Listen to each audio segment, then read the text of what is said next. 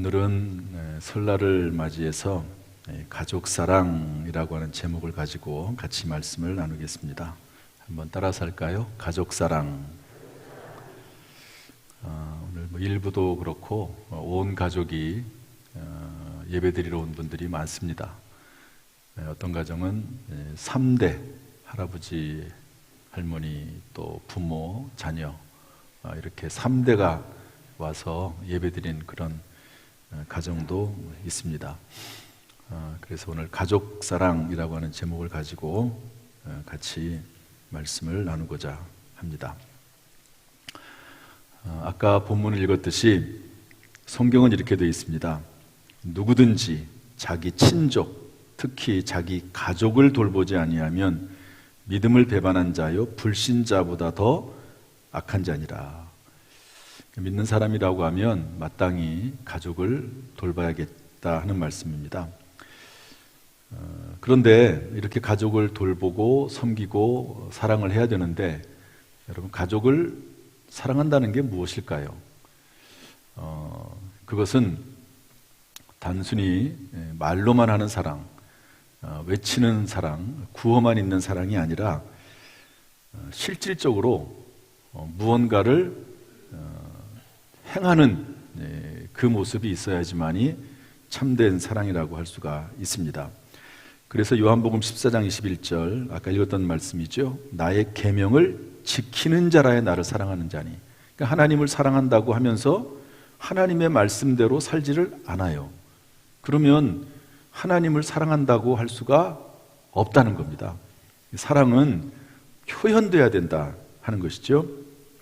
따라서 가족을 사랑한다는 것은 가족에 관련된 하나님의 말씀, 그 계명에 따라 살아갈 때 비로소 가족을 사랑한다고 할 수가 있는 것입니다. 그리고 성경은 말하기를 요한복음 13장 17절에서 너희가 이것을 알고 행하면 복이 있으리라. 하나님께서 가족들 사이에 주신 그런 메시지, 말씀이 있잖아요. 그것을 알고, 배워서 알고 행하면 복이 있으리라. 하나님께서 복을 주시겠다고 약속하고 있습니다. 한번 따라서 하시죠. 알고 행하면 복이 있으리라.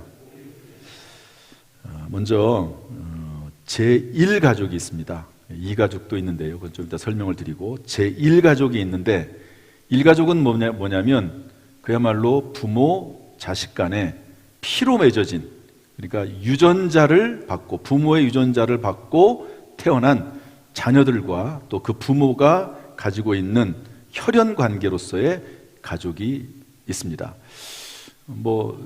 부부 간에도 가족이죠. 부부 간에. 또 부모, 자식 간에도 가족이죠.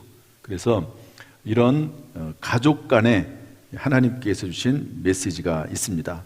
이것을 우리가 잘 배워 알아가지고 실천할 때 하나님께서 그 가정을 복되게 하신다고 약속하고 있습니다. 사실 그 말씀대로 지키면은요, 하나님이 복을 주신다라기보다도 하나님의 말씀이 그 속에 능력 자체가 있기 때문에 그야말로 복된 가정이 된다고도 볼 수가 있습니다. 첫 번째로 남편과 아내에게 주신 말씀이 있습니다. 남편과 아내에게. 첫 번째로 아내에게 뭐라고 말씀하시는가? 요즘 새벽에 창세기 강의를 하고 있거든요. 하나님께서 온 우주 만물을 만드시고 그 다음에 남자와 여자를 만드십니다. 처음에는 남자를 만들었죠. 흙으로 하나님께서 남자를 만드시고 그 코에 생기를 불어넣으시니 생명이 된지라. 살아있는 영. 다른 동물들과 달리 사람은 하나님과 같이 영적인 존재다 하는 것이죠.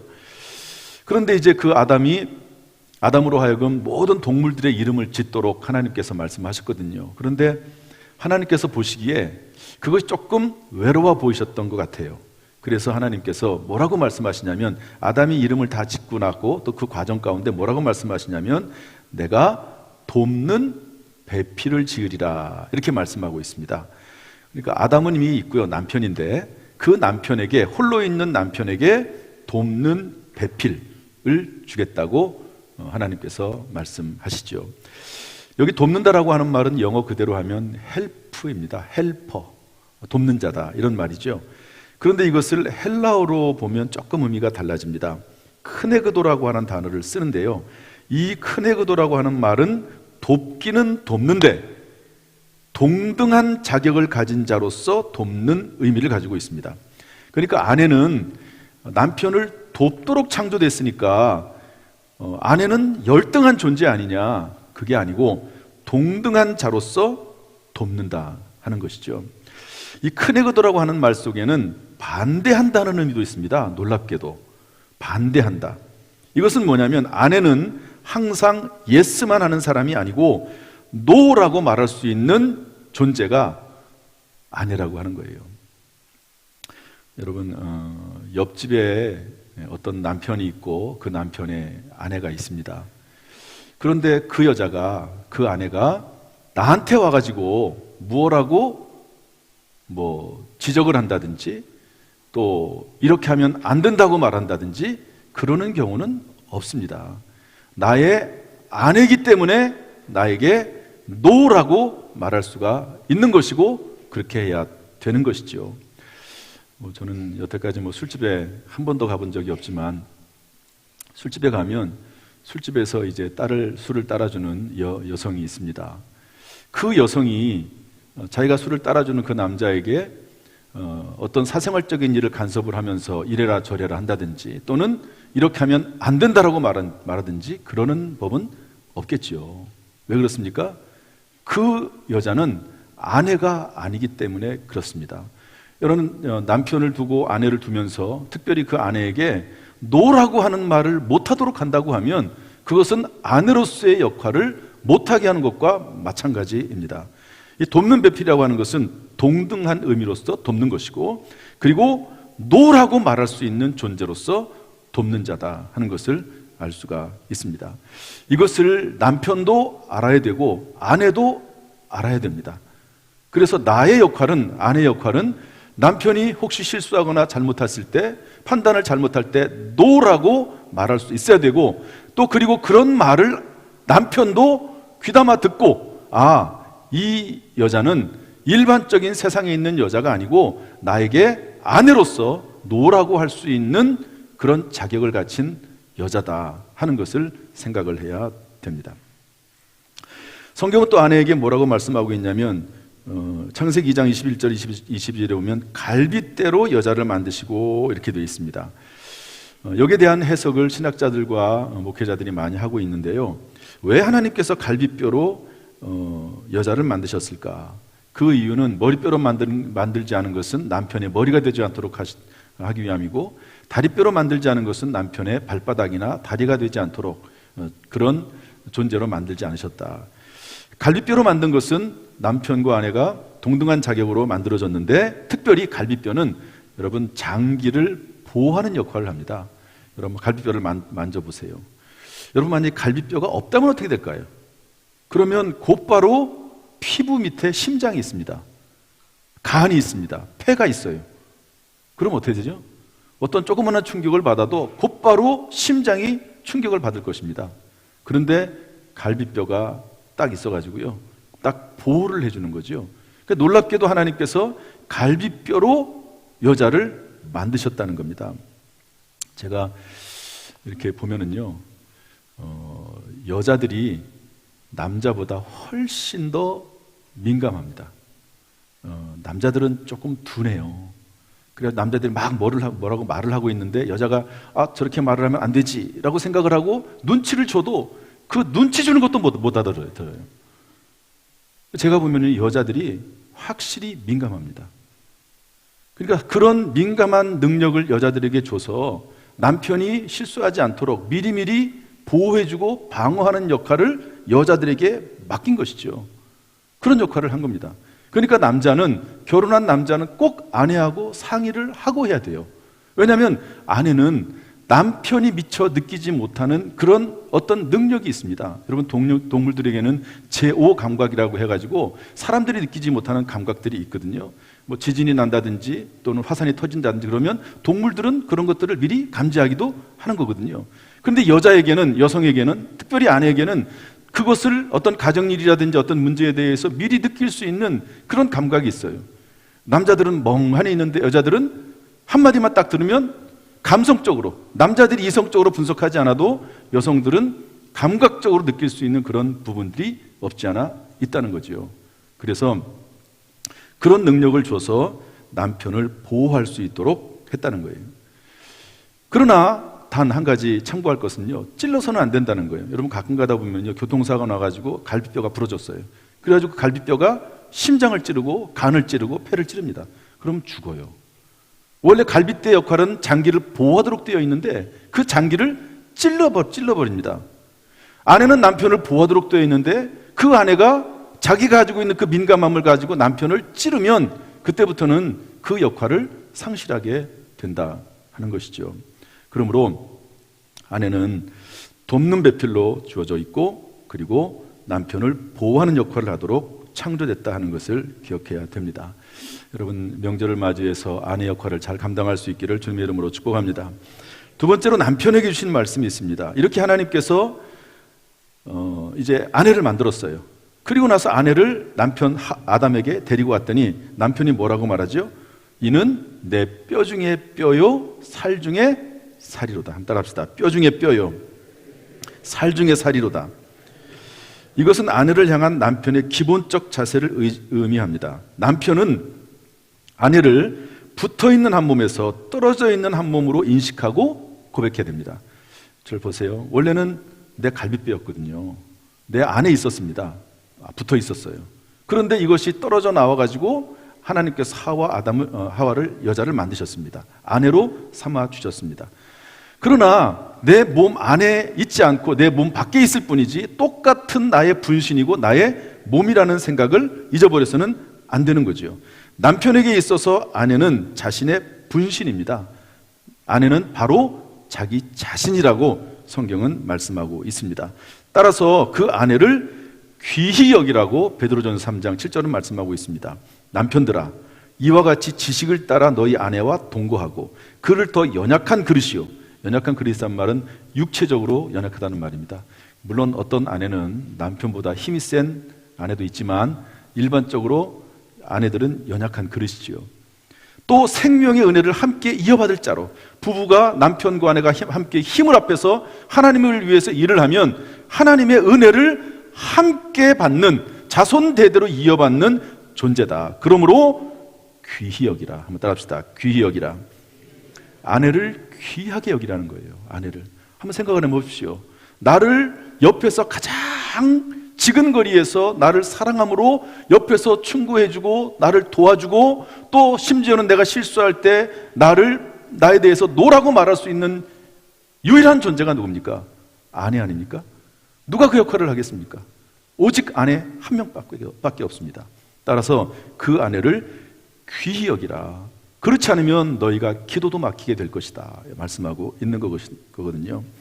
여러분, 아내를 뼈 중에 뼈로 생각하고 믿고 귀히 여기는 남편들이 될 수 있기를 주님의 이름으로 축복합니다.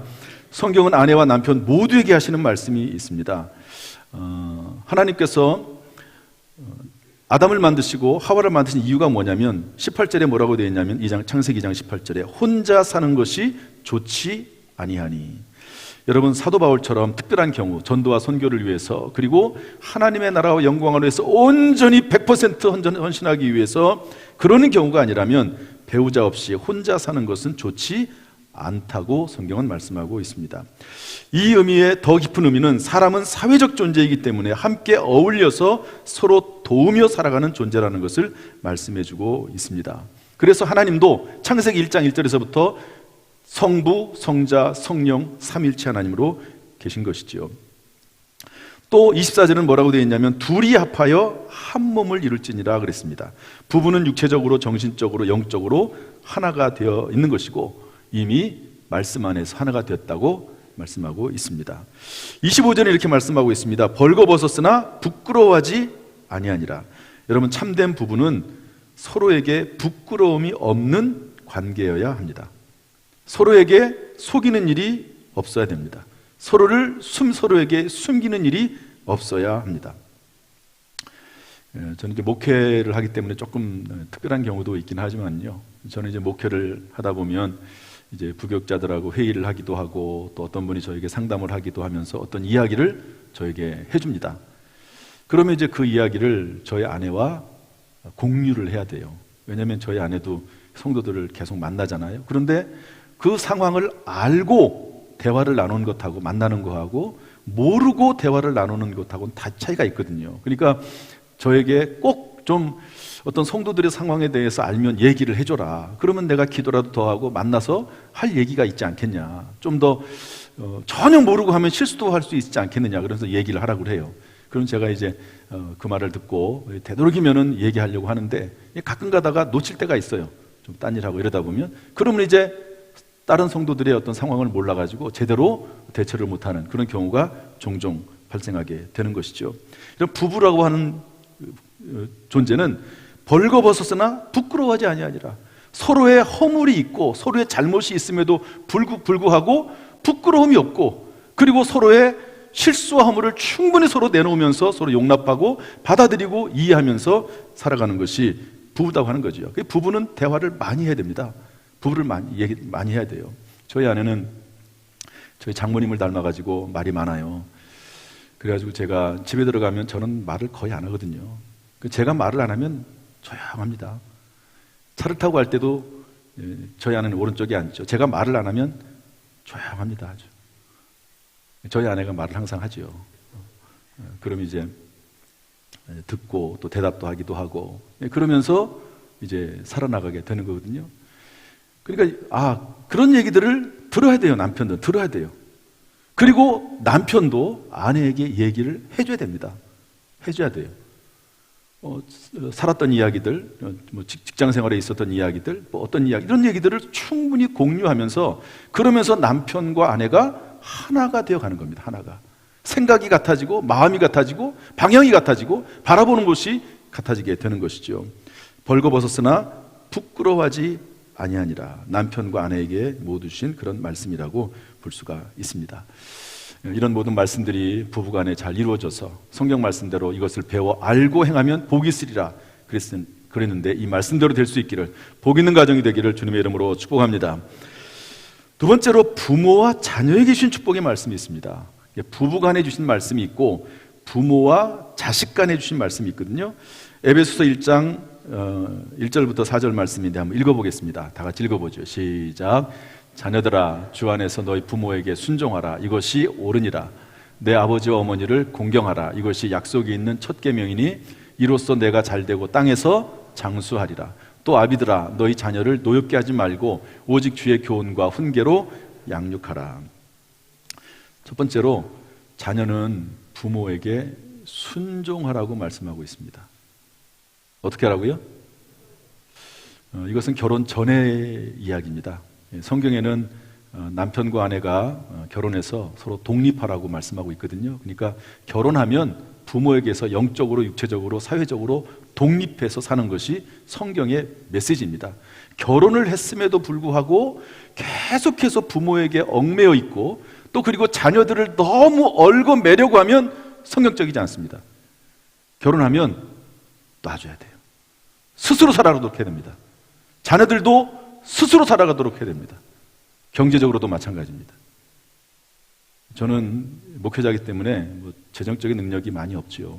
그렇지만 결혼하고 나서부터는 한 번도 부모에게 손을 벌린 적이 없습니다. 오히려 생활비에, 적은 생활비에 10분의 1을 띄어서 부모님에게 드렸지, 없으면 없는 대로 사는 것이지 부모에게 경제적으로 독립하는 것이 성경적입니다. 그런데 결혼하기 전에는요, 순종하라고 말씀하고 있는데 주 안에서입니다. 부모가 말씀을 하면 순종해야죠. 집 안에서 부모님 밑에서 집 안에서 함께 살고 있을 때, 독립하지 않을 때는 부모님 말씀하시면 순종하는 것이 성경적이라고 말씀하고 있습니다. 이렇게 하라 그러면 예, 알겠습니다. 그래야지 싫어 그렇게 하고 짜증을 내고, 그것은 하나님이 기뻐하시는 자녀의 모습이 아닙니다. 단 주 안에서 하라고 되어 있습니다. 하나님께서 하지 말라고 하는 것을 부모가 시킬 수 없지만, 물론 부모가 시켜도 하나님이 하지 말라고 하면 할 수가 없는 것이죠. 또한 자녀는 부모를 공경하라고 되어 있습니다. 이것은 결혼한 이유를 말합니다. 공경하는 거죠. 부모에게 최대한도로 잘해드리는 겁니다. 이 땅에 살면서 말썽 부리지 않고 부부간에 평안하게 사는 것도 부모에게 효도하는 겁니다. 성경은 부모를 공경하면 잘되고 땅에서 장수하리라고 말씀하고 있습니다. 혹시 부모가 너에게 해준 것이 없을 수 있을지 있지만, 그리고 지금도 여전히 부모는 나에게 도움이 안 될 수 있다고 생각할 수 있지만, 그럼에도 불구하고 부모를 공경하고 부모에게 물질로 부모를 섬기고 그리고 부모의 마음을 편하게 해드리고 그러면 내가 잘되게 해줄게. 내가 하나님의 말씀입니다. 하나님의 이름으로, 내 이름으로 내가 너에게 말하는데 내가 잘되게 해줄게. 부모가 혹시 너에게 주는 것이 없다 할지라도 내가 잘되게 해줄게. 그런 약속의 말씀입니다. 그러므로 명절을 맞이해서 자녀들은 부모에게 순종하고 공경하는 그런 모습이 회복될 수 있기를 주님의 이름으로 축복합니다. 부모에게는 이렇게 말씀합니다. 노엽게 하지 말아라. 감정적으로 대하지 말고 자녀를 상처 주지 말아라. 왜냐하면 부모가 자녀에게 상처를 주는 이유는 왜냐하면 내 속이라고 생각하기 때문에 그렇습니다. 내가 낳았으니까 내 거지 뭐, 내가 마음대로 할 수 있지. 그렇지 않습니다. 자녀는 하나님이 우리에게 말씀으로 잘 양육하라고 맡겨주신 하나님의 백성이요 하나님의 자녀입니다. 그렇기 때문에 자녀들을 내가 섬기는 것이지 자녀들이 내 소유인 것은 아닙니다.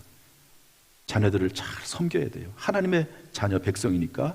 그래서 4절에 뭐라고 되어 있습니까? 오직 주의 교훈과 훈계로 양육하라 그랬습니다. 하나님의 말씀으로 양육하려고 하면 하나님의 말씀을 배워서 알아야 되겠죠. 언젠가 저희 담임 목사님 바로 옆방에 상담실이 있는데요, 어떤 아이들이 성경을 열심히 쓰고 읽고 그러더라고요. 그래서 야, 너희들 참 훌륭하다. 어떻게 이렇게 성경을 그렇게 열심히 읽고 쓰고 있냐. 그랬더니 뭐라고 얘기냐면, 목사님 이거요 벌이에요. 벌. 게임을 했는데 시간 초과한 거예요. 시간 초과. PC 이제 컴퓨터로 쓰는데 이제 부모가 허락한 그 시간대가 있잖아요. 근데 그거를 벗어났단 말이에요. 그러니까 부모가 벌을 주는데 혼내질 않아요. 뭐라고 꾸지람하지 않습니다. 그럴 필요가 없는 거죠. 벌. 또 성경을 써라. 성경을 읽어라. 이거 안 하면 용돈 없어요. 성경을 쓰는 거예요. 여러분, 벌을 주더라도 얼마나 참 지혜롭습니까? 제가 그걸 보면서 야, 참 이 부모가 훌륭하다 하는 생각을 해보게 됐습니다. 그러므로 자녀는 자녀로서, 부모는 부모로서 성경에 합당한 일들을 행할 때 하나님 그 가정을 복되게 하실 줄로 믿습니다.